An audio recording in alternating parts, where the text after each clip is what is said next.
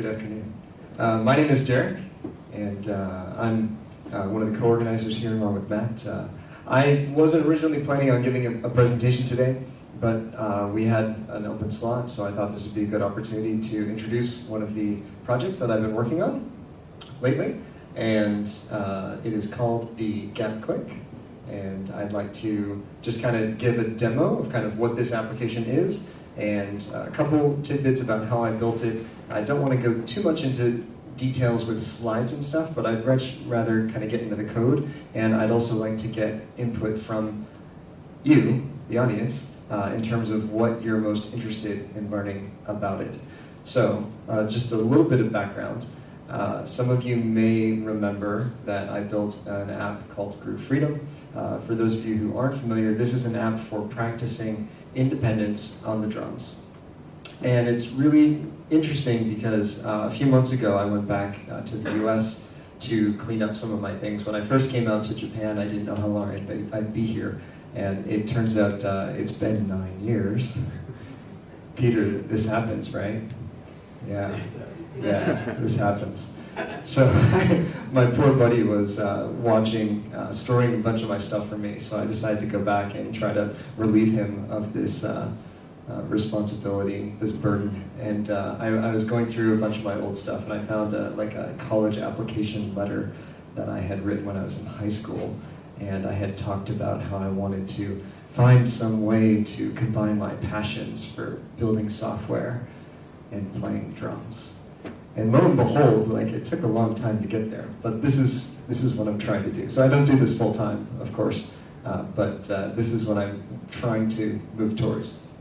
This is my first foray into this, and I built this app and released it in 2014, and it's up in the App Store for iPad, so that was a lot of fun. And this is my second app in the kind of drumming education arena, and it's called the GapClick. And the concept for this app is a metronome, actually. But actually, the concept doesn't come from me. It comes from this gentleman named Benny Greb. And Benny Greb is from Germany, and he's one of the premier educators in drumming today. Do we have anybody from Germany who speaks German here? Anybody? No? Okay. Well, I studied a little bit with Benny at his camp recently, and he made all of us say, "Sehr cool," so I'm going to ask you all to shout, "Sehr cool," 1, 2, 3. Sehr cool. Yeah, okay, it means it's cool in German. So, I first met Benny at a drumming event, kind of like an educational event in Chicago about 3 years ago, and then he came to Tokyo to do his first drum clinic here a year later in 2016.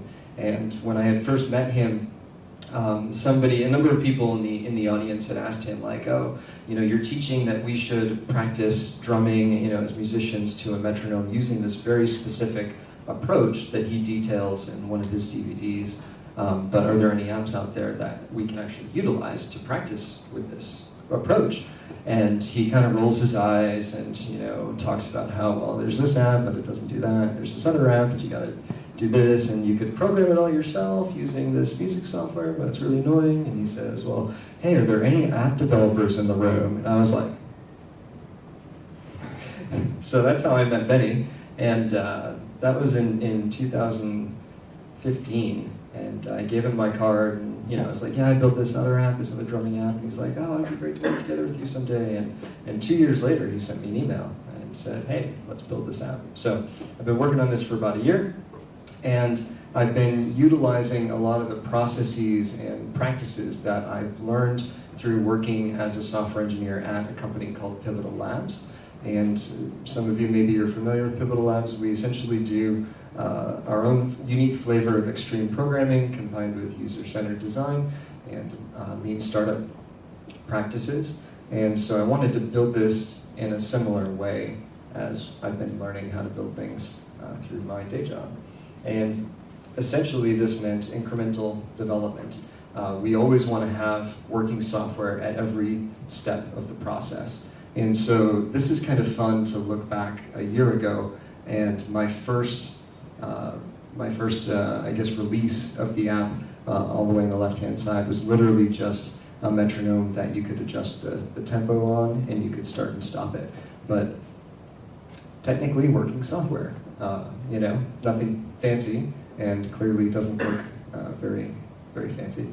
And then I slowly just started to add additional features to it. In the second screenshot, I added a little bar at the bottom, and that would flash on each beat. So hopefully everyone's familiar with a metronome, essentially a timekeeping device to help any musician to be able to stay in time. And it sounds a little bit like this. And yeah, that's about it.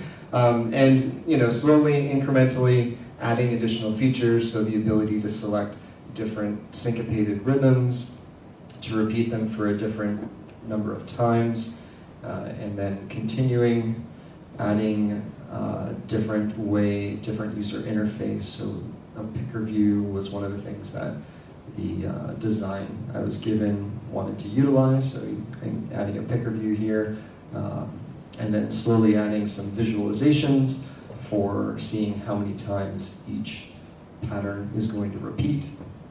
And then I added in some time signatures, so you can change time signatures, and literally just little feature by feature, piece by piece, adding this in. All the way on the left, I added a tap to set tempo, and then started to apply the actual design that I received. There's also a designer from Germany who helped to design everything, make it look beautiful, because as much as I would love to be a designer, I am still nowhere near able to design things like this.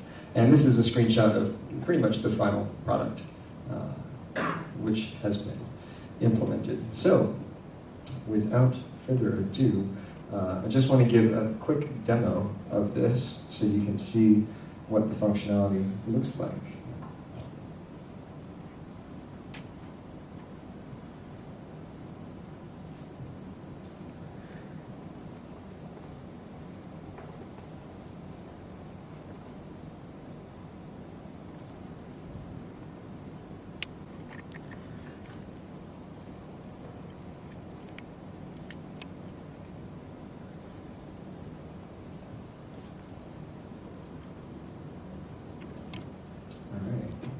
So, come in here and launch the GapClick, and I wonder if the audio will come through.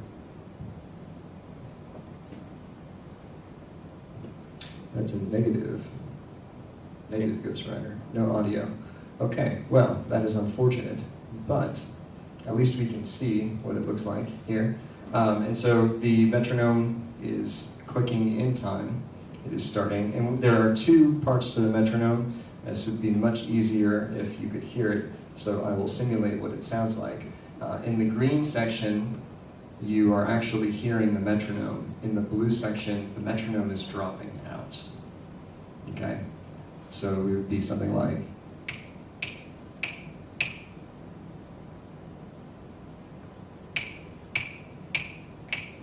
And the idea here is that you should be able to continue to practice your instrument in time while the metronome is not playing. This is just one of the ways in which the metronome can be used, but it's essentially the core concept of the metronome. And then, of course, you can choose how many times you want each section to repeat, and it will continue to do that. You can adjust the tempo around the edge in this very iPod-ish like design, and change the time signature and set the tempo through tapping the bottom right corner, and a couple settings such as changing the click sound, which would be great if we could hear, but we can't, and or accenting the first beat if you would like a little bit more support to understand where the musical phrase is starting. So this is essentially the entire app. I know it doesn't seem like much, but there's actually a lot of stuff going on underneath. And I'm going to give just a short overview of the architecture and kind of the testing approach that I took for this. So for those who aren't familiar, at Pivotal Labs we practice TDD, test-driven development, and this has been my first foray in creating an app from scratch entirely in TDD. So the entire thing, I wrote test first, I'd say at least like 95% of it. And I have a couple libraries that I'm utilizing, but essentially everything has been test-driven as a part of building this out.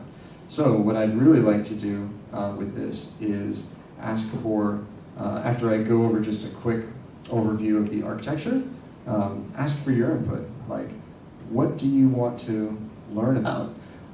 What are you interested in? How did you test this? How did you test that? How did you decide to implement this in that way? And then we can actually dig into some of the code, and hopefully that would be a lot more interesting. So here's a quick overview of the architecture. For anyone who's interested, this is a graphic that I threw together on realtimeboard.com, and highly recommended, really easy to put together some graphs and flowcharts like this. And quick legend top left, GapClick Swift, so all the green, kind of olive color is in green. That's all Swift code. I have a little bit of Objective-C, shout out to Objective-C. Woo! Yeah. For a lot of the low level audio stuff has to be in Objective-C. And then just have iOS marked for user defaults, and then a couple of other frameworks at the bottom, Fabric and Crashlytics for crash reporting, Pure Layout for laying out UI views and code, no storyboards in this application outside of the launch screen, and then Mixpanel for analytics and AudioKit for the audio integration aspects of it. And from the app delegate, I create a few of the dependencies that I need, and crash tracking, a navigation router for managing moving from one screen to another screen, click controller. The click controller is what's actually interfacing with AudioKit in order to control the metronome itself, all the audio, real-time audio processing. And then I have what I call a click settings repository. And so any of the click settings that get adjusted throughout utilizing the app, those get persisted to user defaults through a click settings persistence object via that repository. And then analytics is also using a repository and then an adapter to communicate with Mixpanel. So a lot of a lot of influence from clean code, solid principles, single responsibility pattern happening in here, and of course dependency injection since I'm TDDing all this stuff out. So the app delegate creates most of the dependencies that it needs and tosses those down there. I used Quick. Some of you may be familiar with Quick for BDD style testing. Awesome, on server-side Swift too. Excellent. Yeah, I'm a big fan of Quick. Haven't really had any issues with it. I know in earlier days of Swift it was a little bit tough, but it's been great recently. Nimble for matchers, expectations, and Quick and Nimble is kind of a package partner deal as it is. And then Succinct, so maybe a few of you were here, I gave a presentation earlier this year about decoupling your tests from your implementation when it comes to testing UI buttons and labels and all that kind of stuff. I've recently open sourced what I'm calling Swift as a framework for helping to test and decouple your tests from your implementation. This is very much still a work in progress, but I have a couple of my colleagues who are also making some PRs against this to try and enhance some of the functionality, and I would love to maybe give a presentation on it another time once it's maybe matured a little bit. But if we take a look at some of the UI view controller tests, you'll see some of that influence in there. I'd like to talk just a little bit about the goals of a test suite and the things that we generally value when we're writing tests from our test suite so that we don't end up hating our tests, which is an unfortunate side effect when sometimes you're not able to test things the way that you'd like. And so the goals that I'm generally trying to achieve with my test suite is that they're fast, they're clean, they're easy to understand. I've got confidence that if I run my test suite, that everything is working. And that means like no flaky tests, and I'm covering everything I need to cover. And freedom is freedom to refactor. So I want to be able to refactor my implementation and my code and not have to have a whole bunch of tests break and then end up hating my tests because I just wanted to refactor this thing. So these are the things that I'm keeping in mind as a part of writing out my test suite. How many people here are not familiar with the testing pyramid? Not familiar, have not seen it. Okay, we've got a few. Okay, awesome. So the idea here is this comes from Martin Fowler, and your unit tests ideally are going to be the fastest tests in your test suite, with your UI tests being the slowest. And anybody who's run tests in Xcode knows that this is very true. And likewise, from a cost perspective, the unit tests that you write are going to cost you the least, whereas the unit tests are, the UI tests are going to cost the most. And this isn't cost in terms of money, this is cost in terms of time. And as engineers, and as our previous presenter showed, our time is valuable. Like, we want to utilize our time the most to build things as quickly as we can. So with this in mind, I actually have 370 unit tests for this project, and they run in about 4 seconds. And this satisfies my need for fast feedback, because I want to be able to run these tests and know that things are working. I have 2 integration tests, or what Martin Fowler might call a service test, and that actually kind of cuts through from the view controller level down to audio kit. It actually runs some audio, fires up some events, and makes sure that things are hooked up properly. And those do take longer. They take about 3 seconds to run, but that's really because audio events are actually firing during that period of time. And I have these split up into 2 separate targets, actually, so I can choose when I want to run each of them. And I run my unit tests very frequently, integration tests before I push code, before I release a build, things like that. And I don't have any UI tests, actually. Honestly, I don't find them to be very valuable. For the amount of time it takes to write them and to maintain them and to wait for the results, and because I'm able to test view controllers using unit tests in a very fast way, I just can't bring myself to write any UI tests. One caveat, I did create a UI test target to automate screenshots via Fastlane. Score for automated screenshots. Really happy with that. So there are a couple things that we could discuss. I'm going to fire up the code, and we'll have about 10 or 12 minutes or so to go rummage through some of the code. We can talk a little bit about the folder structure that I'm using in Xcode. We can talk about the makefile that I utilized, that I created for tasks and automation of different things. Discoverability is something that I'm really passionate about. How easy is it for me to get around the code base? How easy is it for me to discover things that are in the code base? Past Derek may have written this thinking it was easy to understand, but future Derek, if he looks at it again, is he going to know what's going on? Safely persisting data to user defaults. So I've got a repository pattern that I'm using to do that. Styling UI components and adjusting device, screen sizes per device. And the design I was given had a very unique screen adjustments that were needed for the SE and for the Plus and for the X and for the blah, blah, blah. So I kind of had to do some things there, particularly because I'm not using storyboards to make it a little bit difficult to see.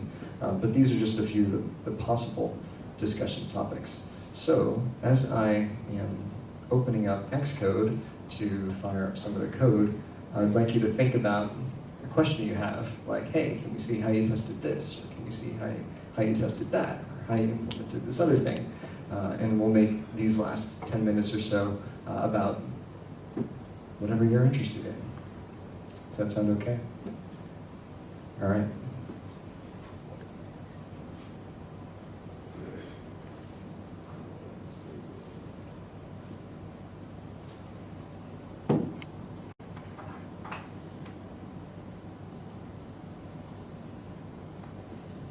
All right, so just so you know I'm not full of it, I'm just going to do a quick Command U here to build and run the tests against the iPhone 7 Plus simulator. Yeah. I don't know if it'll change some of this other stuff though.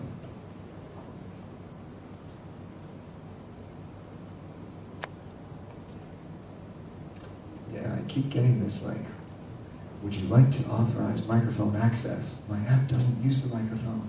This didn't happen before Mojave. I'm not sure why that suddenly started to occur. Okay, so that's not going to change a whole lot. But what I'm just going to do here is click on test, and total duration 7 seconds. So on a fresh, clean build, we're at 7 seconds. And it should be a little bit lower on regular once we've done it a couple times. Test succeeded. And, 3 seconds. There it is.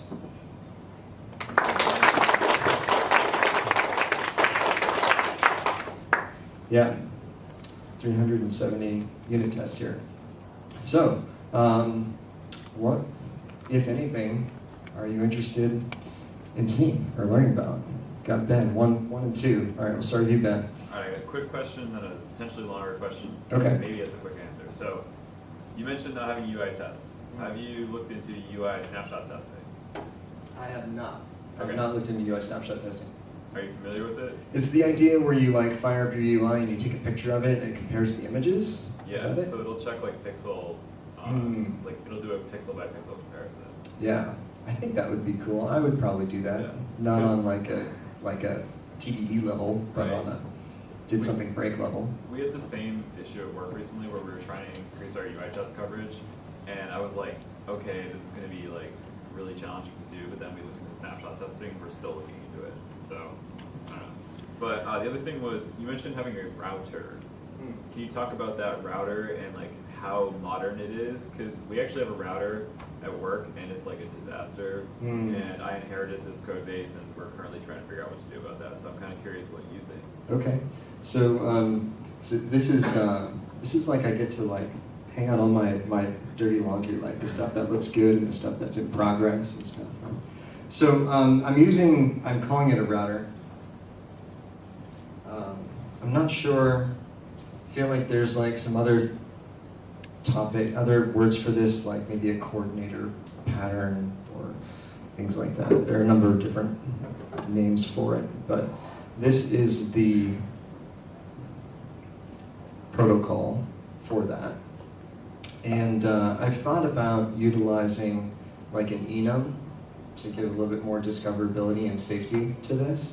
But I call it a navigation router, the implementation of this. And it holds on to a couple of the dependencies that it needs, which it gets through dependency injection.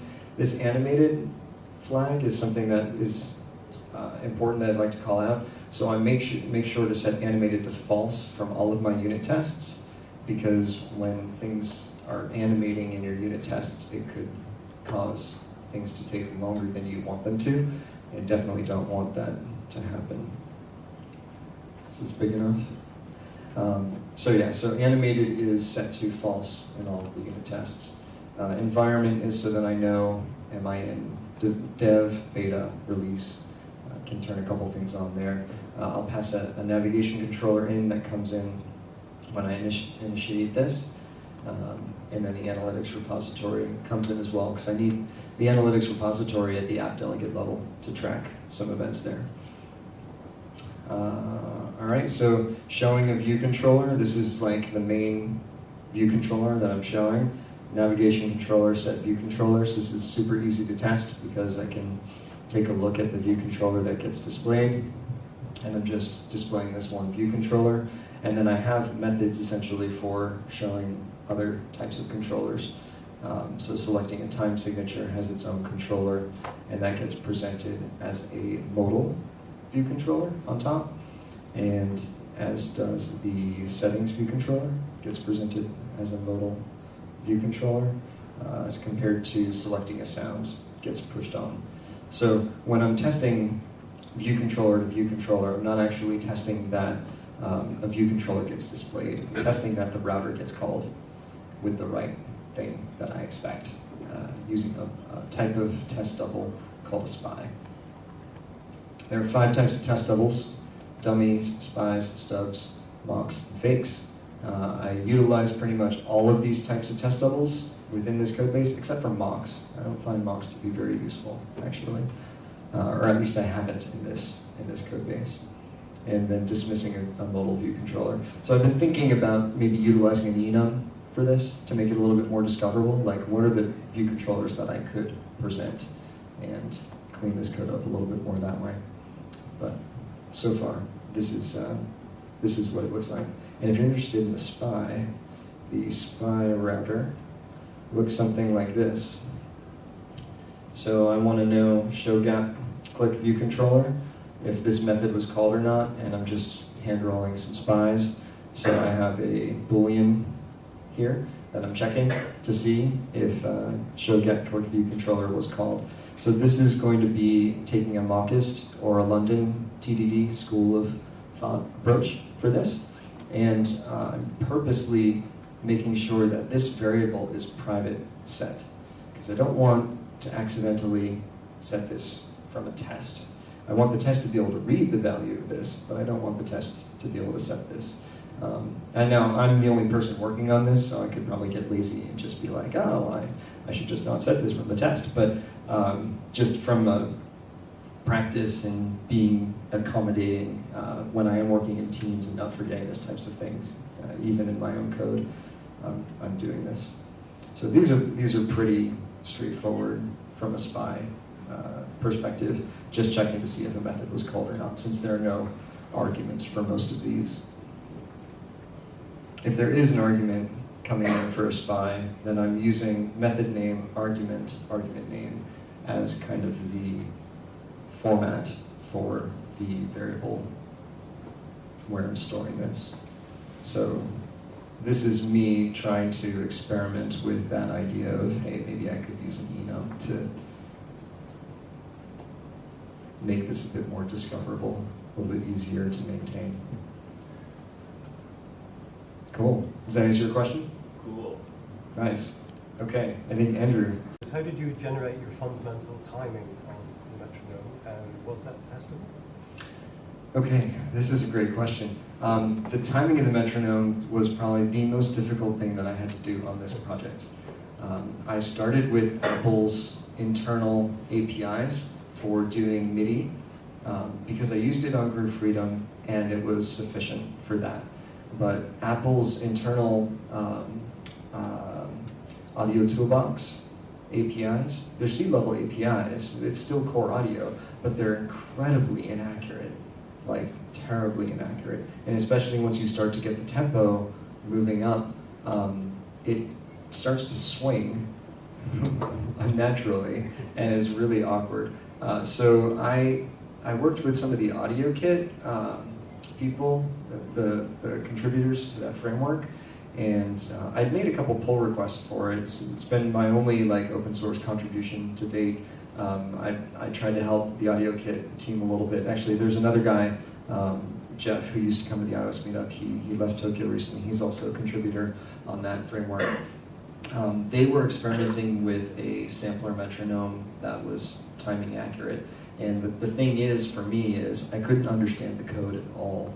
It wasn't tested, and like it did kind of what it did. It had very sample accurate timing, but I didn't know how to modify it to do what I needed it to do. So let's just open that up real quick. So what I ended up doing, and this is probably some of the least attractive code that I worked on because I stuck a lot of comments in here because it was really difficult for me to understand.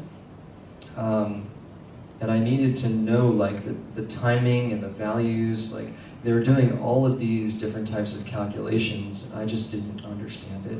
You know, sample time and calculating the beats per second, the beats per minute. And whoever built this is clearly a genius when it comes to processing sound and samples. But it was really difficult for me to understand without any explanation. And so what I did in order to understand it better is I first went through and kind of debugged all of the values that were coming out of here So some sample rates and updating the tempo and things like that. And then I introduced some dependencies and injected some dependencies so I could test it and make sure it was doing what I expected it to do. So I introduced what I call the note timing calculator, which handles a lot of the calculations for figuring out what the metronome actually needs to do for this. So the note timing calculator is a protocol, and it has a bunch of values on here that are calculated as a part of determining how the metronome should be working: the sample rate, beats per minute, beats per sample, the number of notes that need to be included, the loop end. So when you modify the metronome in the middle of the pattern, it needs to know, to be able to calculate, do I need to start over from the beginning, or did you add notes, or did you take notes away from it? And then the entire sequence length for that. And so this is the note timing calculator protocol, and then this is my implementation of it, which is really, all things considered, fairly simple compared to the code that I was originally working with. Now, a lot of this logic was in the original sample code that AudioKit had provided, but it wasn't explained at all. And so I didn't really quite test drive. I kind of test drove this so that all of this could be confirmed, and I could make sure it was doing what I needed it to do. Their metronome was just a repeating metronome, just a four beat repeating metronome, and you could say how many beats you wanted it to repeat. Without being able to do a demo, maybe I can get something on here. I can show you the syncopated patterns that I needed to be able to program are actually quite a bit more complicated than just a simple metronome, which is where this provides value, hopefully. Oh, still no audio. Maybe if you unplug it, maybe for the sounds. Oh, yeah. Yeah, I guess Send it to Yeah. the HDMI audio was broken previously, right? Like It maybe was. it doesn't work in this room Yeah. anymore.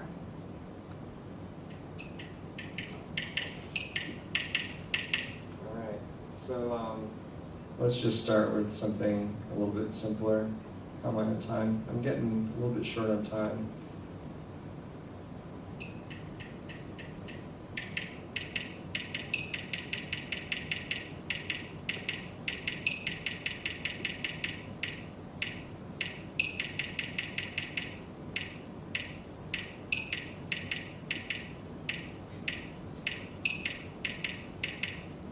Three, 4 is a little hard to follow, right?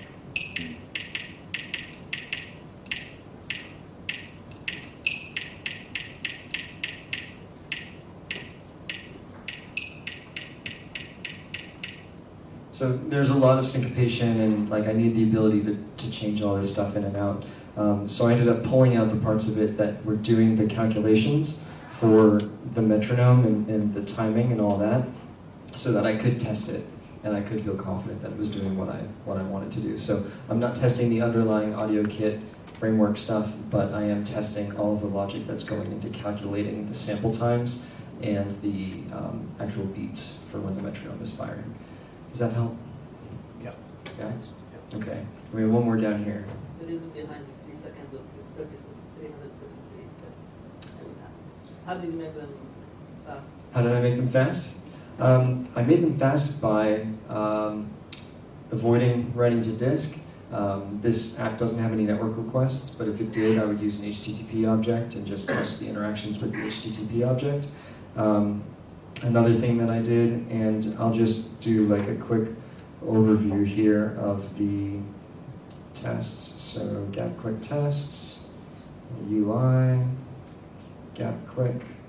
And so because there are so many different features built into this one screen, I didn't want to have just one single file with all of the tests in it, because that would be really difficult to maintain.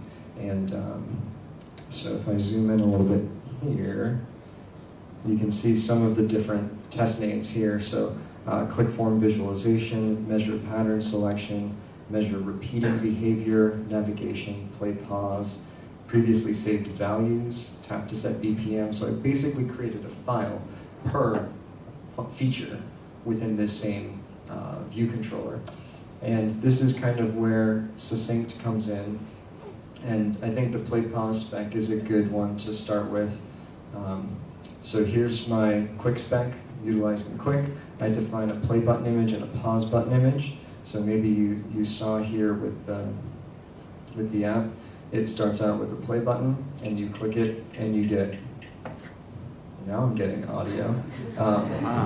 You click the play button, it changes to a pause button, you stop it, it goes back to the play button, right? So describe starting and stopping the click. I've got a SPY click controller and a SPY analytics repo and a GapClick view controller. So I'm going to create the GapClick view controller using a builder pattern, which this is maybe not as swifty as some other things, but I really like this pattern and how it works. I'm going to give it a SPY click controller, and I'm going to say, hey, GapClick view controller, tap this button with this image, the play button image. And then I'm going to confirm that play pause was called on the SPY click controller. The way I learned how to write tests, arrange, act, assert, this test is like as simple as I can get it. Tap button is a method that I've defined on my succinct framework, and what this does is this goes through the view hierarchy and it looks for the button that has this image, and it finds it and then it taps it. And that method looks something like this. Tap button with image, view, find button, and this will go down through the view hierarchy, through all the subviews that are in it, and then tap and fire target event.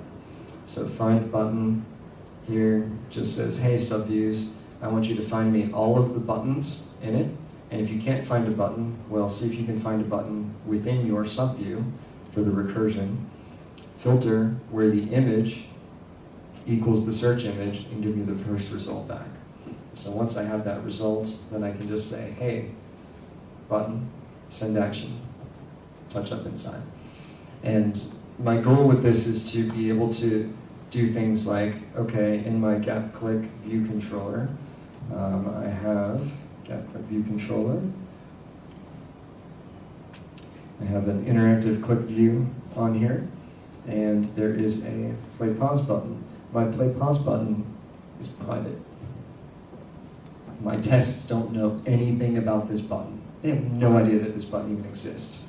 Play pause button is private, and if I come in here and go down to actions, I have a did tap, let's see, did tap play pause button, did tap play pause button, file private extension. My tests know nothing about any of these actions, completely decoupled from any of it. So I can refactor this, I can change names. Refactoring in Xcode has been improved, but it is still not nearly as good as IntelliJ. It won't go to my tests and rename things in my tests for me. But I don't care, because my test isn't tied to this detail anymore. Brilliant. So yeah, so succinct is something that I'm trying to build up, and essentially building this application is what has been the impetus for me to do this, so that I don't have to continue to do it each time. And I want to give a presentation on it maybe sometime, so that I can also communicate to you the benefits. Like why is going through the view hierarchy and tapping something better than clicking, accessing the method directly or accessing the button directly, to kind of help you understand a little bit more of the reasoning why I feel like this is beneficial. So yeah, and you can see this test file is about 100 lines long. So whenever I need to do something that's related to play pause, I know where I need to go, and there's just a couple things in here. It's easy to find, easy to maintain, and hopefully easy to enhance if I need to do that too. So, I think I'm out of time, but I thought this was a lot of fun for me to do and to kind of go over some code. I'd love to get some feedback from you if you thought this was interesting, if you'd like to see kind of more presentations like this. And I'll just swap back here to the slides and say thank you.